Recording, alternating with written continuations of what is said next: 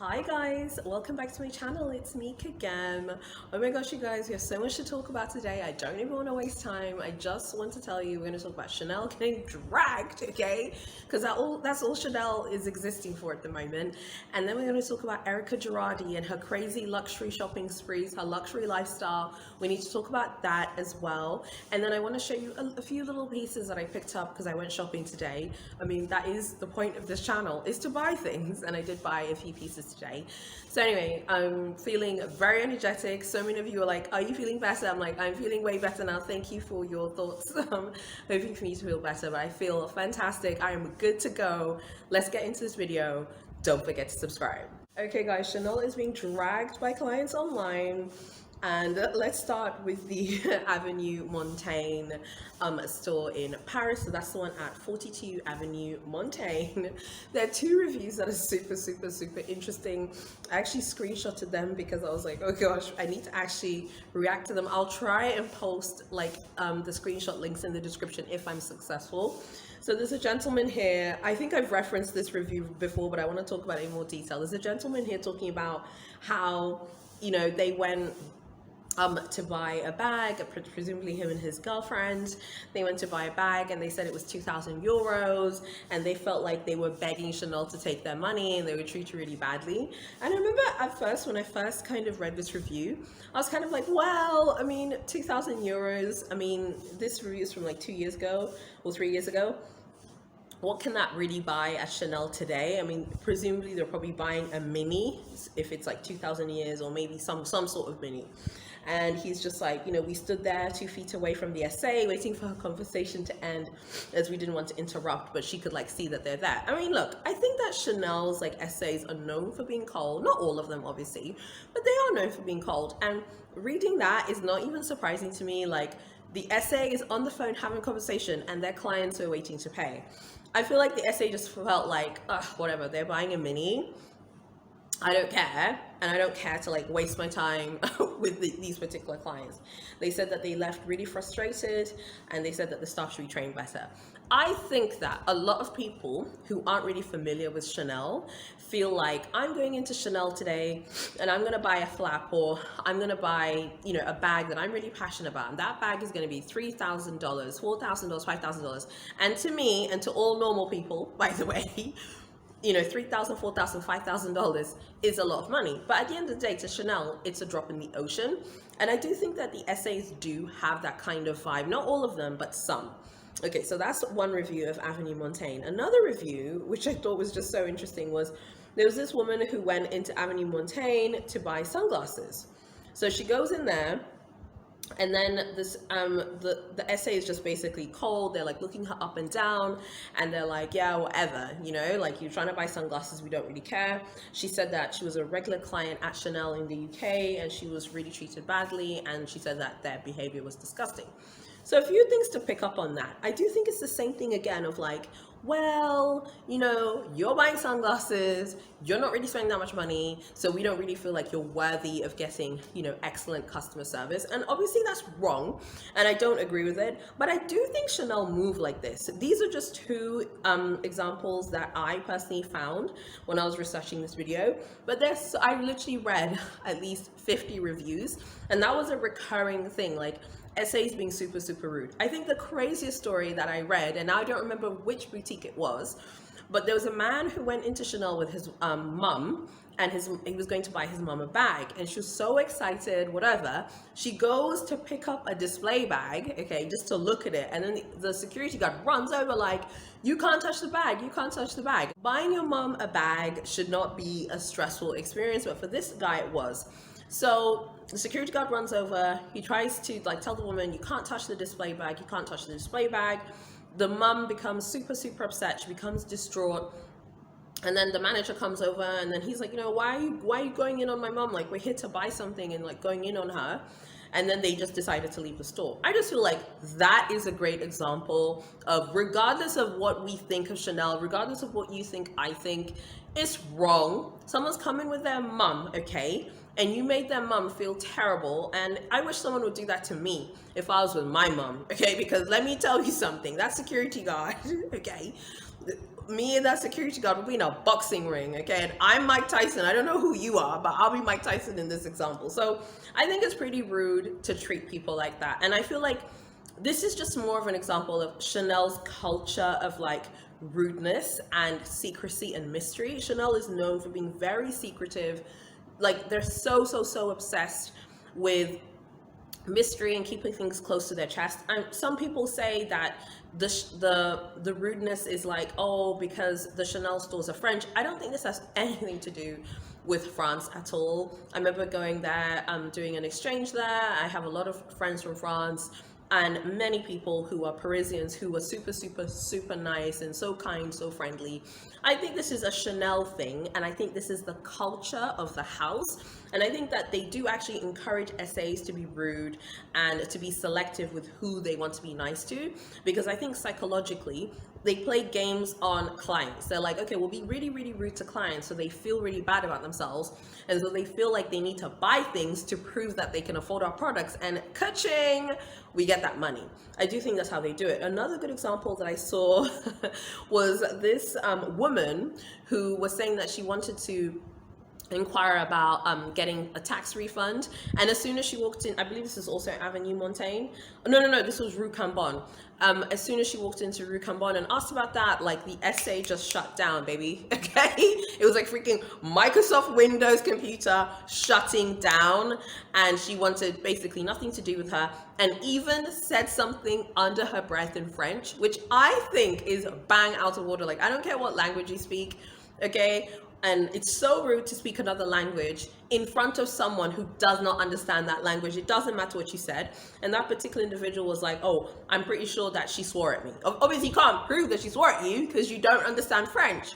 But I would probably feel the same way as well. So like I said, I think like particularly the Rue Cambon boutique, I think that they take the most liberties with customer service.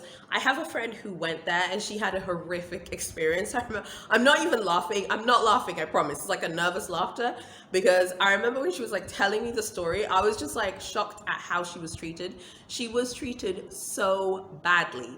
Like, you know, just treated like dirt. And she was like, oh my gosh, it's like you know, a battery farm in there. It's like a chicken farm in there. Everyone's like on a conveyor belt, basically. And that was kind of confirmed in another review that I saw as well. So all in all, why do Chanel do this? Chanel do this because they're selective, and their customer service approach is actually being selective and choosing who to be nice to. You can see this through champagne and the whole champagne issue.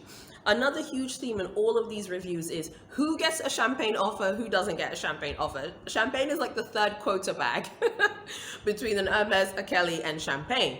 So some people are complaining, saying they saw clients walk in who like bought a bag and got champagne. Well, maybe they're regular clients, maybe they're VIPs, maybe the SA just likes their vibe and wanted to offer them something to drink.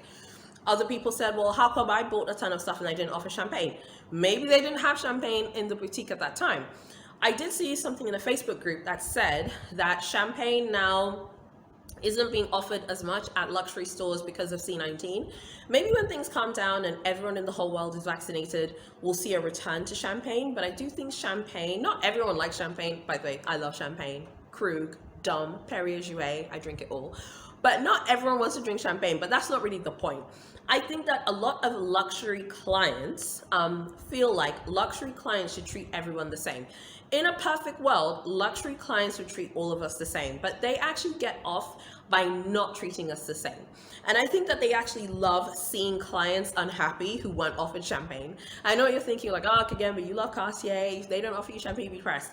It really depends. If I'm buying a few things and I don't get offered champagne, yeah, I think I'd be annoyed about that. And then especially if I see someone else like getting offered champagne right in front of me. But at the same time, I mean, it's not the end of the world and I'm not going to lose sleep over it.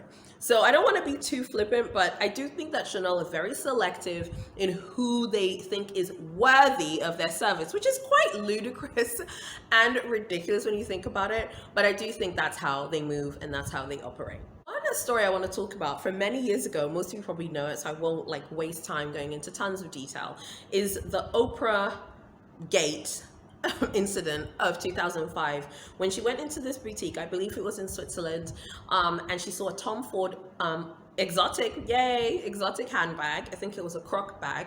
She wanted to buy it. It was like $38,000, and the SA like wouldn't sell it to her. And Oprah gave this woman 3 magic chances to sell her the bag, and the woman was like, no, maybe you like this one. This one is cheaper. Why don't you buy this one?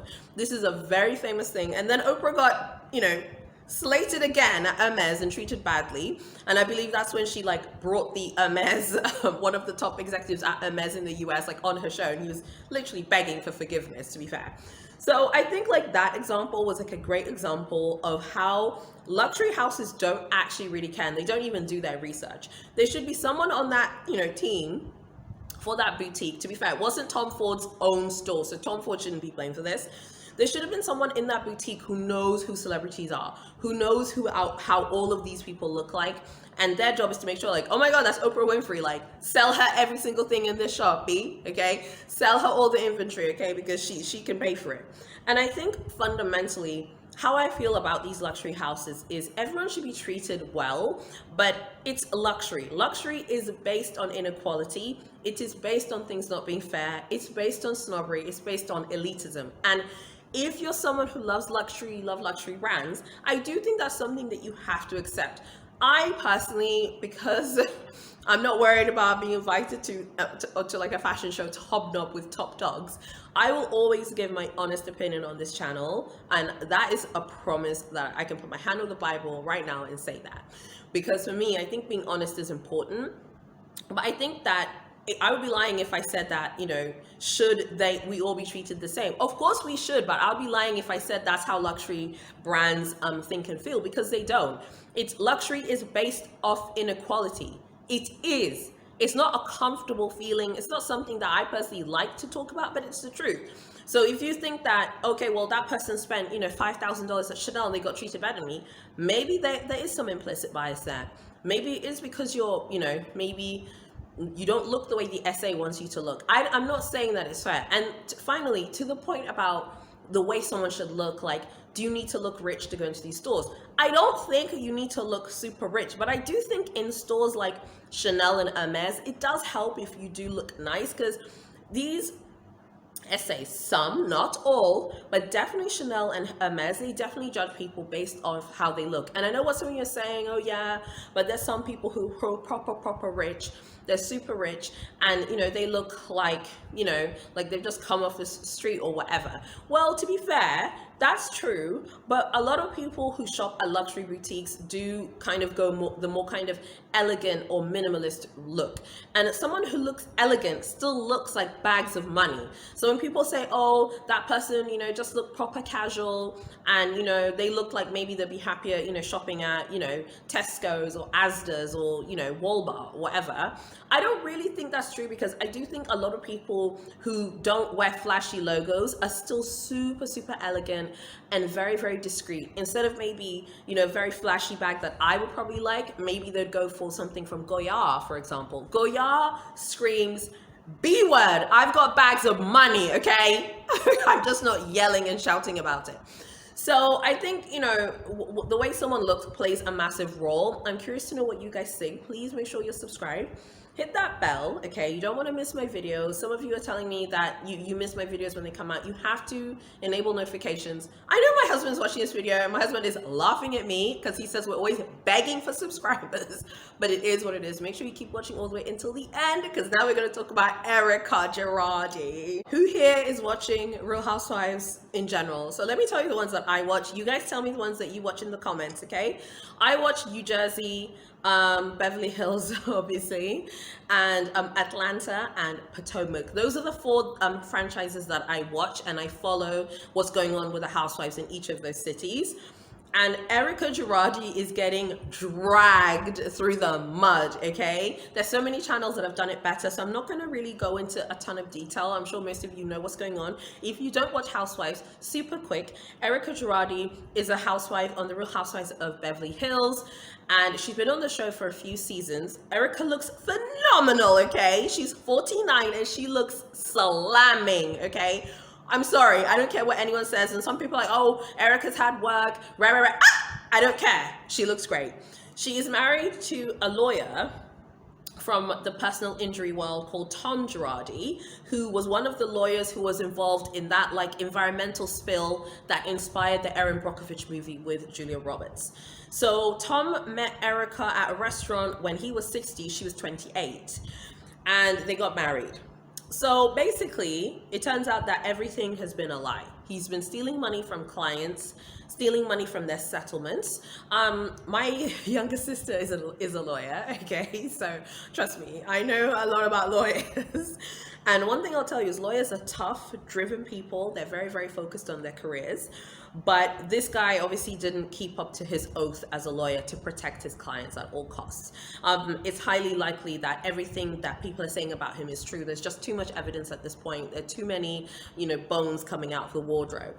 So apparently, Erika filed for divorce from Tom. He has early onset Alzheimer's disease, also known as dementia. And he stole millions and millions, allegedly, I beg your pardon. He stole millions and millions of dollars, allegedly, from clients. The most controversial case, I believe, is the plane crash that happened in Indonesia by a plane carrier called Lion Air. And the plane was built by Boeing. 189 people lost their lives, tragically, God rest their souls. And the families of the victims sued Boeing, and they were supposed to have been given money from the settlement from Boeing. Now, so basically he represented many clients. They were supposed to have gotten paid. Many of them lost breadwinners who were on that flight. I mean, it's so horrific, like what happened to those people. It's so horrific. And yeah, they never got their settlement money. They were like calling Tom Girardi, like, what's going on? We're not getting paid. Meanwhile, Erika's living, a great lavish lifestyle. Everything's fabulous. Erika would actually brag, and she bragged a few years ago, boasting, saying how she doesn't like do gifted clothing. Like when it comes to clothing, like she buys her own clothes. Like she had Zuhair Murad in her wardrobe. I believe she also had Moschino. She also had Rick Owens. Rick Owens and Zuhair Murad clothes are very expensive, baby. I love Zuhair Murad. Rick Owens is fire. Those things are very expensive. She has a super, super, super high-end luxury prêt-à-porter wardrobe. And she sold a lot of her clothes in December last year on Vestiaire, presumably to raise funds for her lifestyle. She gets about $500,000 a year from the show. Why am I bringing this up? This is very interesting because I actually feel like this is like a real-life luxury shopping, like, story basically that's kind of happening in real life in the press, and we're seeing it happen on TV and on the show. So they actually posted the first episode of the new series on YouTube. I'll link in the description below so you can check it out. And she's on the show. You see her with her her team, whatever. She's got like some people there. And you're seeing her wardrobe, you're seeing her clothes, because she was doing she did some theater work at a point in time. She also released a song. She's done a bunch of things. Now, I feel like Erika probably knows way more than she's letting on. She's saying that she didn't know that Tom Girardi wasn't giving victims the settlement money. And I find that really, really hard to believe, particularly when you've been with someone for a very long time, but also married. A marriage, in addition to being a religious and spiritual thing, it is a legal contract, okay, to be bound together legally. I refuse to believe that she doesn't know, or she didn't know, the things that he was doing. She said a lot of the things that she got in her marriage from Tom were gifts, in which case, you legal eagles, the deal. But definitely in my country, they'd be considered, marital property. So there are questions about, should everything she owes be liquidated in order to pay off the people who are owed tons of money? There's one story I read in the Daily Mail that was particularly heartbreaking. There was a young lad in the US who had autism. And he used some drugs, I think there were some medical pharmaceutical drugs that he was using for some reason. And then there were side effects, something bad happened, and then he got a $6,000 settlement from a pharmaceutical company. And he didn't even get that. Bear in mind, Erika has gone on record to say she has received millions of dollars worth of gifts, okay, from her husband. But you're telling me that you couldn't give a $6,000 settlement to a teenage boy, who really, really needs the money. Him and his family really need the money that they're frankly legally entitled to because they won the settlement. So I remember, like, I've watched Beverly Hills, like, even before this. I've always watched it. I've always thought, like, I like all the housewives are fascinating to me, but I literally, like, Erika is a very, very cunning person, and she has been through a lot. Like, she was a waitress. Erika has a son, and I believe he's like 24, and she keeps him out of the media. I think he was a police officer. There were some rumors he's no longer a police officer, but he was a serving police officer for some time. I think he's like 24, 25. So Erika is not like, is not like a babe in the woods, okay? Like, oh, I don't really know what's going on today. She's a tough woman, and she's seen a lot of stuff. And I just refuse to believe that she didn't know that at least some of the money, maybe even towards the end of the marriage, like, maybe she knew, I don't know, where maybe was he getting this money? Like, where's he getting all this money from? How many, like, cases is he winning? If you're married or you're in a relationship and you guys are very close, I'm sure you know about each other's businesses, you know what each other person is doing. You're not gonna, individuals are individuals, you might not know every single little thing, but when it comes to that kind of insane wealth, you absolutely have an idea of what's going on. So another point of contention is a lot of the victims of Tom Girardi are ticked off, and they're dragging Erika on Twitter. They're saying it's so unfair that she gets to be on Bravo and have this platform, and they feel like she shouldn't. And Erika's like, well, I don't really care, basically. Because she's like, I don't care. And I feel like Erika, like, I mean, I don't know. I think Erika's really brazen. Like, I like people who are like, I don't care. But I don't feel that way about people who are victims of financial fraud. I don't know if you guys watch American Greed. It is a fabulous TV show. It only airs in the US, so I can only watch it online when I stream it. And it's about like white collar crime. I mean, this has all the makings for an American Greed episode. I bet you they're working on it right now. I think that Erika should seriously think about like her future on the show. Now, saying that, if you watch the New Jersey Housewives, Teresa Giudice and her husband were doing all kinds of financial shenanigans, okay? And to be fair to them, they went to jail and served their time. The pair of them, to which Joe Giudice actually got deported to Italy because he was never even an American citizen. So you could say, well, why are we burning her at the stake for her husband's mistakes? And I do think that's a fair point. Like, should she be blamed for her husband's mistakes? In a lot of traditional African cultures, there's this saying that particularly in Tanzania, there's a saying that if your husband builds another house and builds a little house, and a little house is a metaphor in Tanzania for having an affair. So they say if your husband builds a little house outside of your house, you as the wife are not responsible for that house. And I agree. And we can use that, metaphor about infidelity, and we can use it here in Erika's example. She is not responsible for all of his financial shenanigans. Was she telling him to go do that? Did he feel pressure to maintain this, super beautiful younger wife? Yeah. Obviously, he did feel pressure. He's 81. Erika's 49. She's going to be 50 in July. And like I said, Erika, I don't know what's going on financially. I don't know if I think it's right or wrong, but Erika looks great. So, I'm sure she's got tons of, lads in her DMs, okay, who are trying to hook up with her and trying to get with her. Erika at one point said she spent $40,000 a month on glam, so hair, makeup, and looking like amazing. I'll post the video where she actually says that. I've got the receipts, baby, in this in this video. And part of me is just like, oh my God, like Erika, that was like a few years ago. And then now this is coming back. That interview is coming back to bite her in the bum. Fundamentally, I think that Erika, it probably does know way more. I think if she knows way more, she needs to say something. I think she feels like she's trying to maybe protect him. He does have early onset Alzheimer's. Apparently, his estate is in a conservatorship, so he doesn't even have access to his own funds, like directly himself. It's like the same situation as Britney Spears. So where do people go from here? I think the moral of the story here, because this is like, this is like a fable from Aesop, okay? I think the moral of the story here is like, just be really, really careful about what you believe online and what you see online. A lot of victims are super upset at Erika's Instagram. I went on her Instagram today and, she's posting photos looking like a bad bee.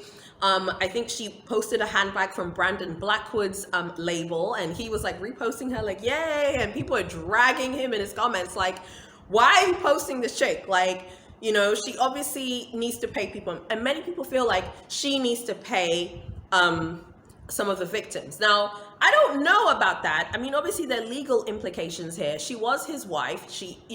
They're getting divorced. So maybe she feels like, well, some people feel like she shouldn't have to pay anything, and other people feel like she should absolutely have to pay. Erika's feature on the show, to me, is probably cemented. Oh yeah, I forgot to mention another Real Housewives franchise that I watch is Real Housewives of Durban. It's the most like popular African one, and that one is fire. Oh my god, it's so good. So I feel like just fundamentally, like, you know, we all thrive off controversy and drama and, hype and all the rest of it. So I think if anything, Bravo kind of like, yes, like Erika's bringing all this stuff, but this is a very serious legal thing. And if we put aside the victims, obviously we need to pray for them because they need to be paid and they need to be paid today. It's really looking like, Erika, if I'm on Erika's team and if I'm Erika's friend, and if I'm on her team, I'm advising her. I'm saying, Erika, babe, you should definitely, whatever you know, if you had an inkling that he was stealing money and keeping settlements to himself, you need to go to the authorities and cooperate. Yes, that was your husband, but frankly, she could also be, liable to go to prison. So I'm very, very curious to know what you guys think about this. I have been reading all this stuff all the time. Just super quick, if anyone is interested, okay, my favorite housewives from each city are the following. In terms of New Jersey, I love Teresa and Jennifer. When it comes to Atlanta, I love Candy, and I also really like, who else do I like? Kenya, yeah, in Atlanta. Potomac, it's all about Karen, okay, and I don't care what anyone says. I also love Monique before she left. And then Beverly Hills, yeah, I do like Erika. I can't pretend. I like Erika, but Erika needs to be held accountable, I beg your pardon. And I also really like Garcelle and Kyle when it comes to the Beverly Hills episode. So very curious to know what you guys think about this. Do you think keeping up with the Joneses affects people and makes them feel like, particularly like these like high-end luxe lifestyles, do you feel like keeping up with the Joneses makes people feel like they need to spend money to keep up with an image online or social media? I would love to know. Let me show you super quick what I got, because I feel like this video is so long. And the other day I made a video and it was short and sweet, and Andrea at Style for Life was like, thank you for this short and sweet video, and I was so glad that Andrea liked it, but I'm worried that this video is too long. So let me just show you what I got. So I went shopping today, and honestly guys, I was treated really well when I went shopping today because I was clear I was buying things. The moment I was like, oh, I'm buying today, they were like, here, buy this, buy this. So I bought this candle. It's a vanilla candle. It's from this South African fast fashion brand called Mr. Price. They've actually changed their name now to MRP. They have stores all over Africa. If you live on the African continent, you know this company. I love this like gold plated thing here. It's not gold plated, but gold metal. You know what it is. Oh my god, it really does smell like vanilla. It smells like vanilla cupcakes. They're so amazing. Oh my gosh, I can't wait. So I think I'll be lighting this. Like normally when I come back from the office at the end of like a tough day, I like going to the study and just like working on projects or things I need to do for the next day. I think I'll definitely be burning this in the meantime. And sometimes like I like going to this other room, which is kind of like a lounge for me. It's kind of like my ladies lounge, and I like just chilling there, maybe being on the phone, responding to your comments, or watching movies and documentaries. And yeah, I think I'll be burning this in the meantime. Oh my gosh, it smells like vanilla cupcakes and sprinkles, you guys. Okay, so there's this one.